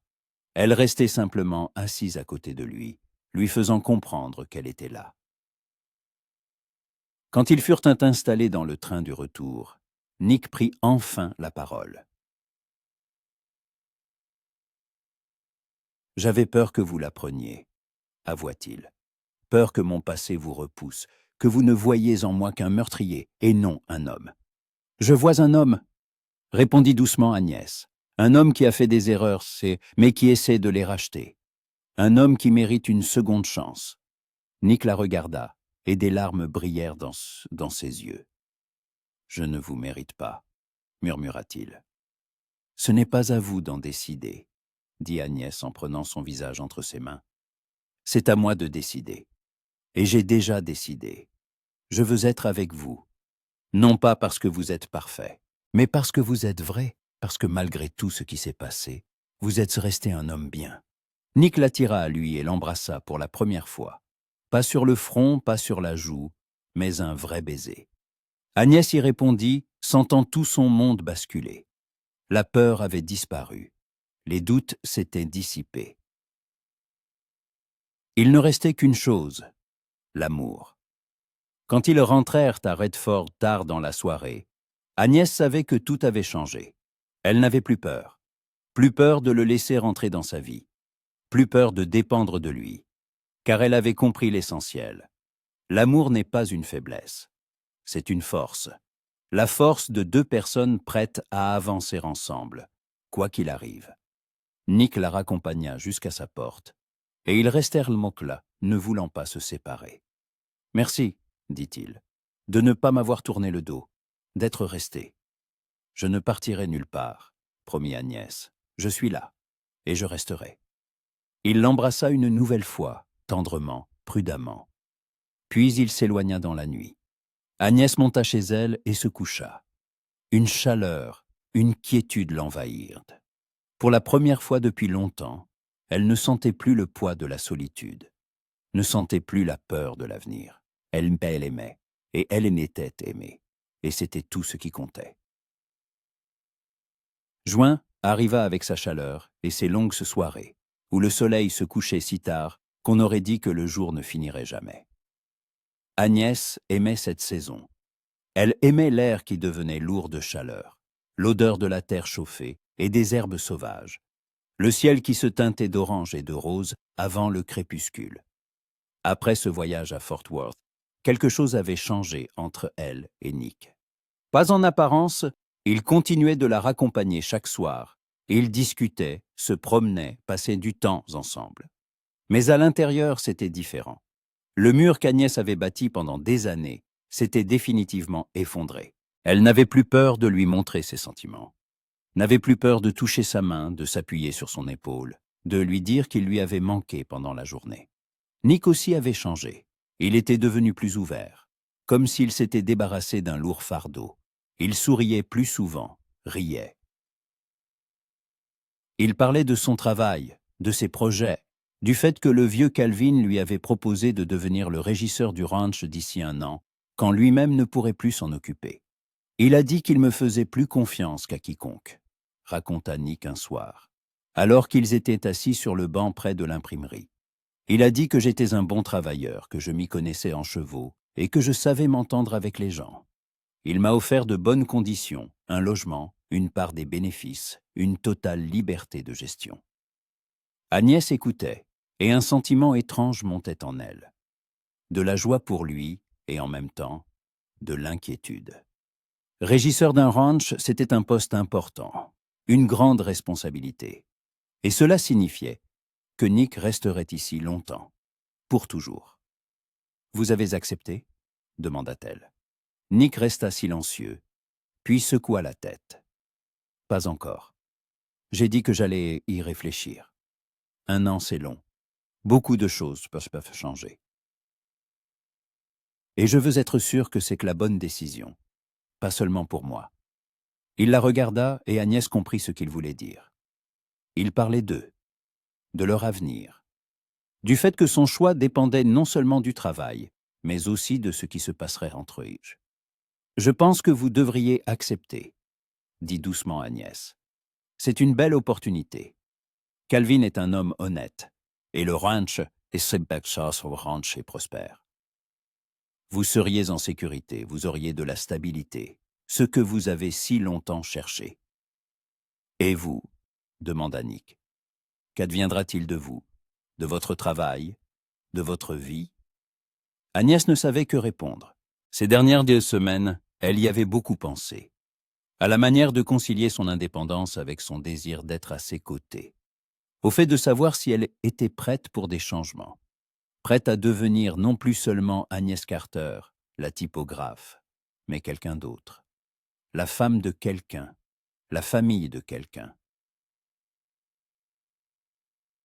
« Je ne sais pas, » avoua-t-elle, « mais je veux essayer. Je veux comprendre ce que c'est que de construire une vie avec quelqu'un, sans se perdre, mais sans être seul non plus. » Nick prit sa main, la porta à ses lèvres et embrassa ses doigts. « Nous trouverons un moyen, » promit-il.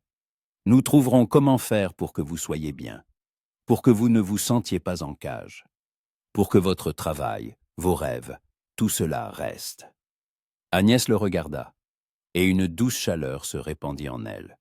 Il n'exigeait pas qu'elle renonce à elle-même, n'essayait pas de la changer. Il voulait simplement être à ses côtés, la soutenir. À la mi-juin, un théâtre arriva à Redford. Une troupe d'acteurs ambulants qui donnait des représentations dans les petites villes du Texas. Ils montèrent un chapiteau sur le terrain vague derrière l'église et annoncèrent qu'ils joueraient 3 soirs de suite. Toute la ville était en émoi. Un théâtre à Redford était une rareté. Et les gens attendaient la représentation avec impatience. Nick invita Agnès à y aller le samedi soir.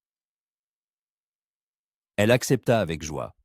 Elle n'avait pas assisté à une pièce depuis longtemps, depuis l'époque où elle vivait avec ses parents. Le samedi soir, Agnès mit sa plus belle robe, celle couleur prune mûre qu'elle avait portée au pique-nique. Elle défit ses cheveux, les laissant onduler doucement sur ses épaules. Elle se regarda dans le miroir et vit une autre femme.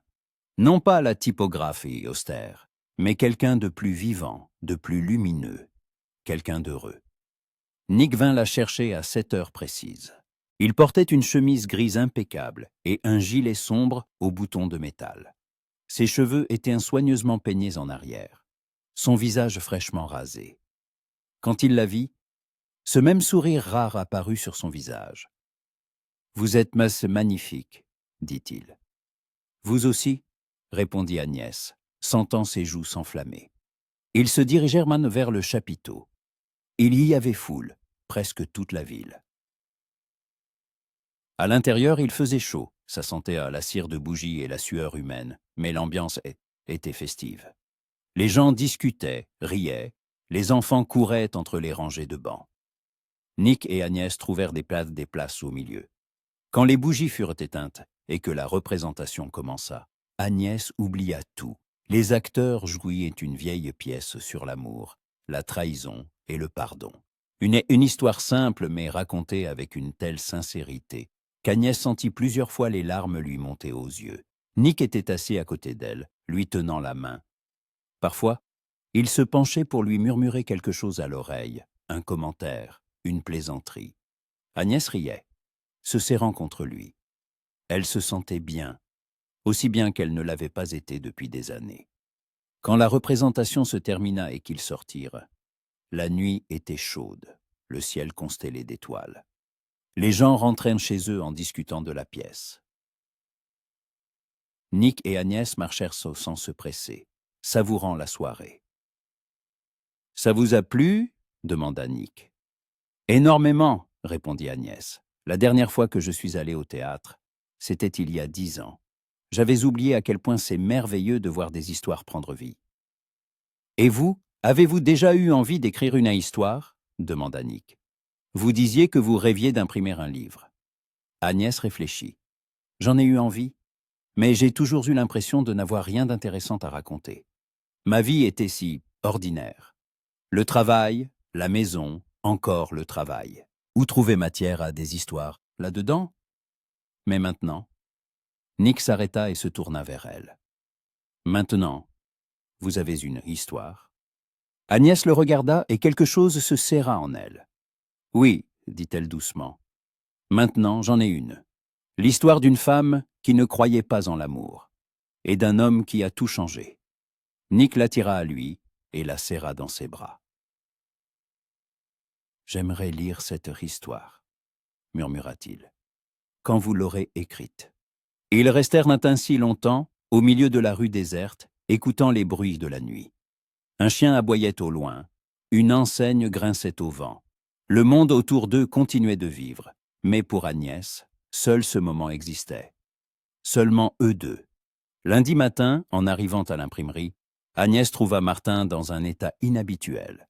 Il était assis à son bureau, une lettre à la main, le visage grave. « Mademoiselle Carter, il faut que je vous parle », dit-il dès qu'elle entra. Agnès sentit une angoisse la gagner. Elle s'assit en face de lui et attendit. Martin posa la lettre sur le bureau et soupira. « J'ai reçu une proposition, commença-t-il, d'une grande imprimerie à Dallas. Ils veulent que je dirige leur nouvelle maison d'édition.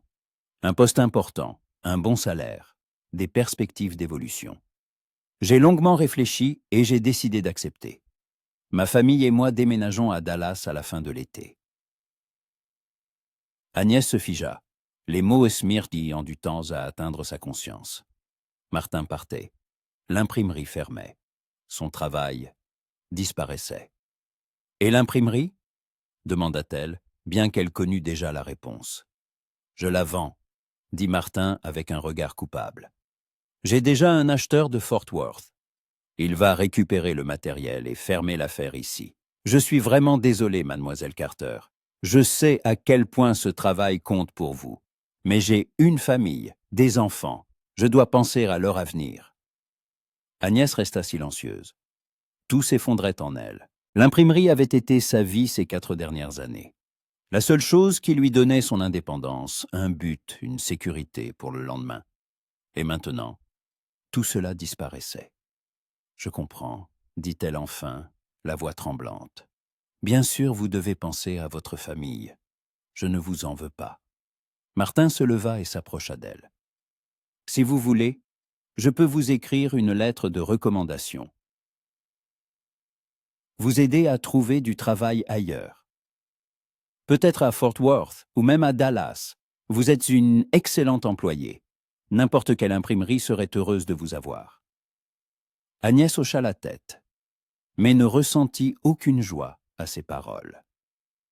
Quitter Redford, laisser tout ce qu'elle avait construit ici, laisser Nick, elle termina sa journée comme dans un brouillard, accomplissant ses tâches mécaniquement, sans penser, sans ressentir. Le soir, quand Nick vint la raccompagner, il remarqua tout de suite que quelque chose n'allait pas. « Que s'est-il passé » demanda-t-il. Agnès lui raconta. La proposition faite à Martin, la fermeture de l'imprimerie, le fait qu'elle perdait son travail. Nick écouta en silence, le visage empreint d'inquiétude. « Qu'allez-vous faire » demanda-t-il quand elle eut fini. « Je ne sais pas » avoua Agnès. « Martin a proposé de m'aider à trouver du travail dans une autre ville. Peut-être que je devrais accepter. Recommencer ailleurs. Vous voulez partir ?»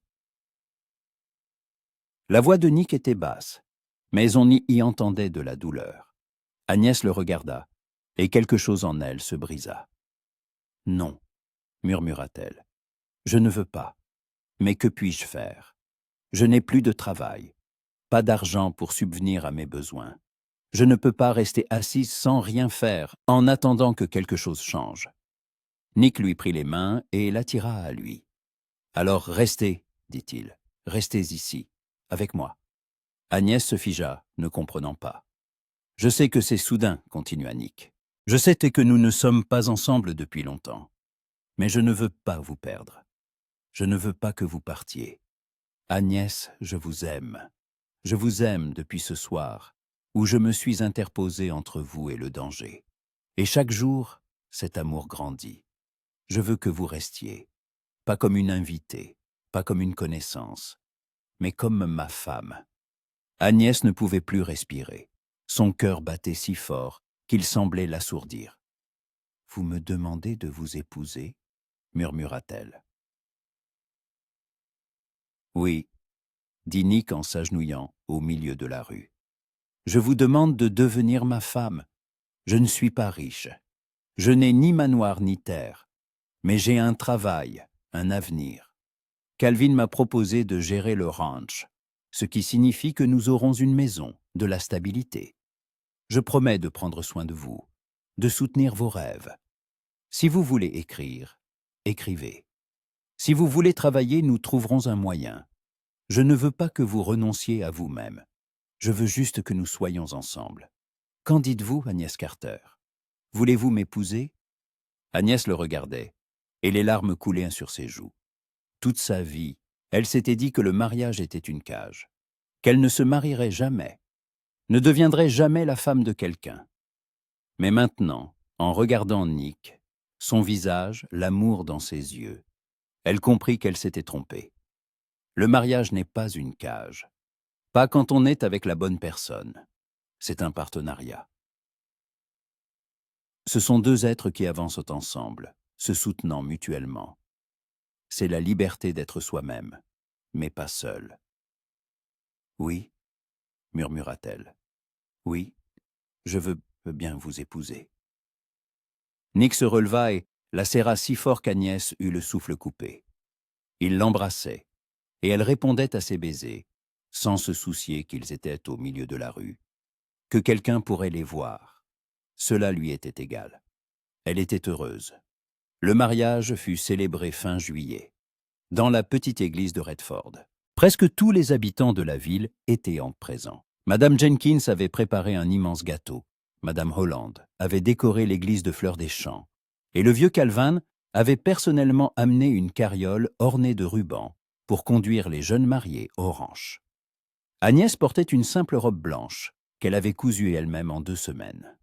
Elle avait laissé ses cheveux détachés, les ornant de petites white fleurs. Alors qu'elle avançait vers l'autel, Nick se tenait là, la regardant comme s'il la voyait pour la première fois. Et dans ses yeux, il y avait tant d'amour qu'Agnès retint à peine ses larmes. Le révérend Clark célébra une courte cérémonie. Ils échangèrent leurs vœux, simples mais sincères. Nick promit de l'aimer, de la protéger, de la soutenir en tout. Agnès promit d'être à ses côtés, de lui faire confiance, de construire une vie avec lui. Quand il lui passa au doigt une simple bague en argent, Agnès sentit que quelque chose en elle se mettait en place.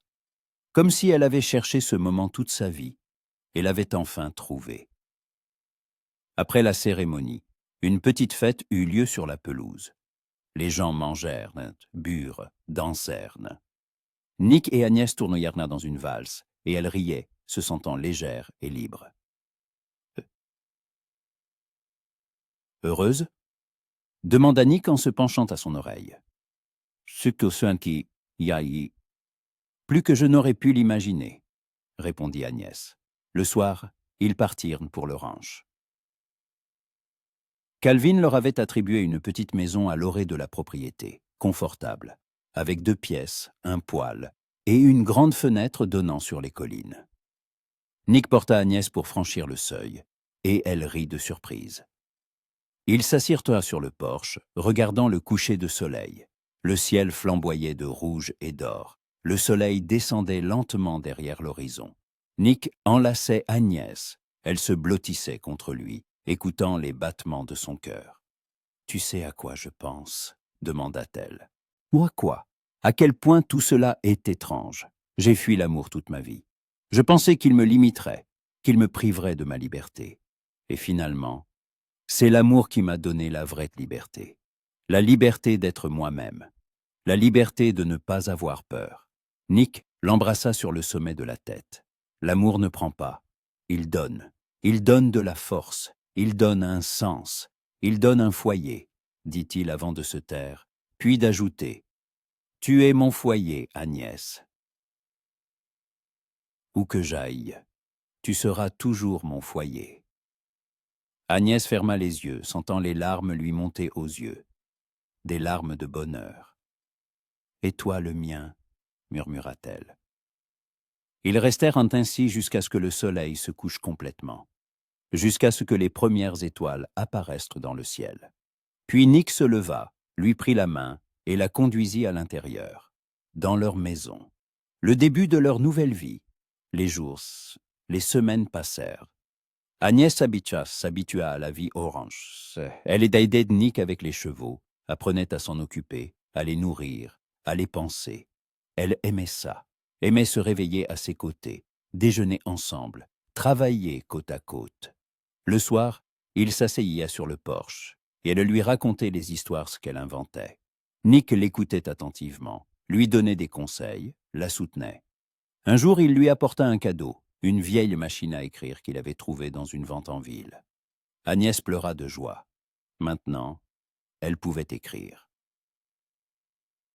Écrire ses histoires, ses pensées.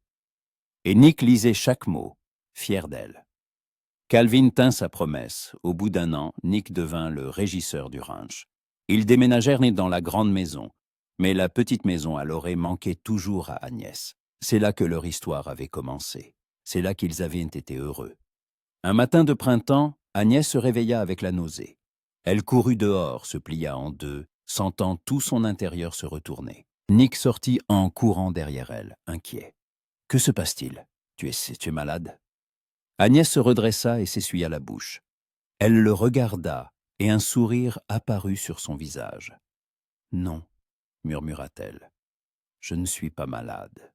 Je crois que je suis enceinte. » Nick se figea. Puis il s'agenouilla lentement, l'enlaça par la taille et pressa son front contre son ventre. « Vraiment ?» demanda-t-il d'une voix rauque. « Vraiment ?» Il releva la tête et des larmes brillaient dans ses yeux. « Nous allons être parents, » murmura-t-il. « Oui, nous le serons. » Ils s'étreignirent, debout au milieu de la cour, et Agnès sentit une nouvelle vie grandir en elle. Leur vie, la continuation de leur amour. Le soir, ils étaient assis sur le porche, regardant le coucher de soleil. Nick tenait sa main, caressant son alliance du pouce. « Je suis si heureux. »« Si heureux, » dit-il. « Si incroyablement heureux. Parfois, j'ai l'impression que c'est un rêve, que je vais me réveiller et que tout aura disparu. »« Ce n'est pas un rêve, » dit Agnès en se serrant contre lui. « C'est la réalité, notre réalité, et elle durera pour toujours. » Ils restèrent assis, écoutant les bruits du soir. Le chant des cigales, le reniflement des chevaux dans l'écurie, l'aboiement lointain des chiens. Le monde autour d'eux vivait sa vie, mais pour eux, seul ce moment existait. Seulement eux, leur amour, leur avenir. Agnès Carter, qui n'avait jamais cru en l'amour, l'avait trouvé.